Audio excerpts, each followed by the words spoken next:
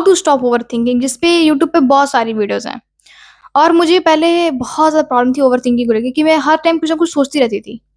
हर जगह कहीं न कहीं मेरे माइंड में कुछ ना कुछ चलता रहता था। But until I know this कि ओवरथिंकिंग एक नदी की तरह है जिसमें बहुत सारी चीज़ें हैं, मतलब कि उसमें बहुत सारे थॉट फ्लो कर रहे हैं और तुम सारे थॉट को एंटरटेन नहीं कर सकते। तुम्हारे पास इतना टाइम नहीं कि तुम सारे थॉट पे टेंशन दो।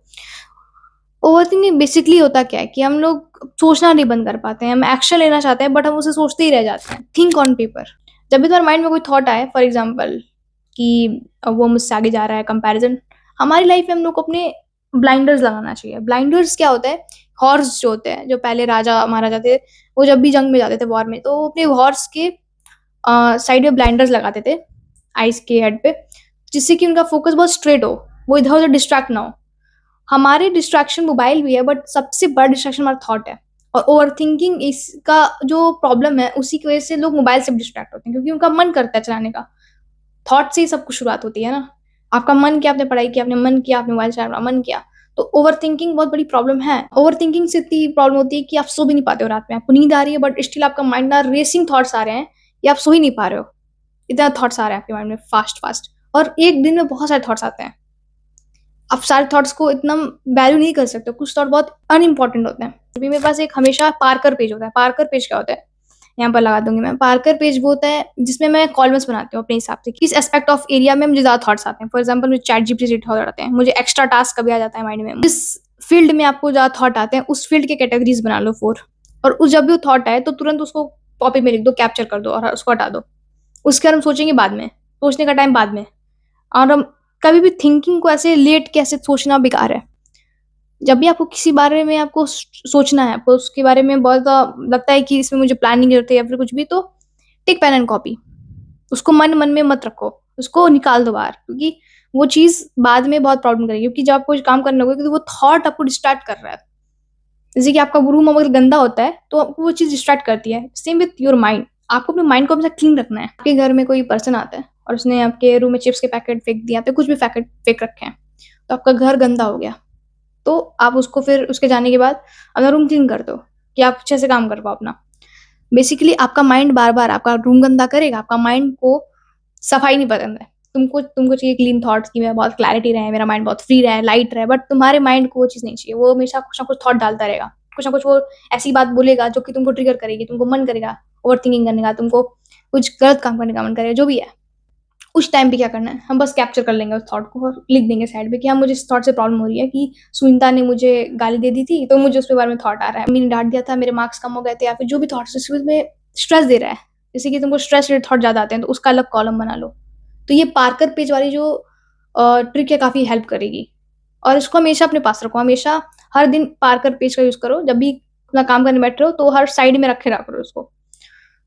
जिससे क्या होगा कि कुछ भी थॉट आ रहा है तुरंत उसको लिख के साइड कर दिया। डिस्ट्रैक्ट नहीं होना है उससे। तुरंत गंदगी आए उसको तुरंत सफाई कर दिया। अपने माइंड को बार बार रिमाइंड करवा सकते हैं। जब भी आपको थॉट आए कि सोच, किसी बार में आप थॉट में अगर आप कैप्चर हो रहे हैं, अगर सोचना है तो हम पेपर पेन के साथ सोचेंगे। हम ऐसे खाली नहीं सोचेंगे। ठीक है? हमें लगता है सुझा कि हर जो चीज़ है उसके बारे में सोचना इंपॉर्टेंट है। अगर हम सोचेंगे नहीं तो गलत है। बट हम जब रूथलेस एक्शंस लेते हैं तब जाके हमारी लाइफ में ग्रोथ आती है। और थिंकिंग इज द रीजन कि लोग स्टॉप हो जाते हैं। जब आप स्टॉप हो जाओगे तो आपका फीडबैक बंद हो जाएगा। आपकी लाइफ का जो कर्व है वो बंद हो जाएगा, स्टिल हो जाएगा सब कुछ। सो तो ओवर थिंकिंग ये बहुत बड़ी प्रॉब्लम है, क्योंकि वो आपको रोक देता है, आपको स्टक कर देता है, आपकी ग्रोथ को रोकता है, आपको एक्शन लेने से रोकता है, आपको अंदर से रजिस्ट कराता है।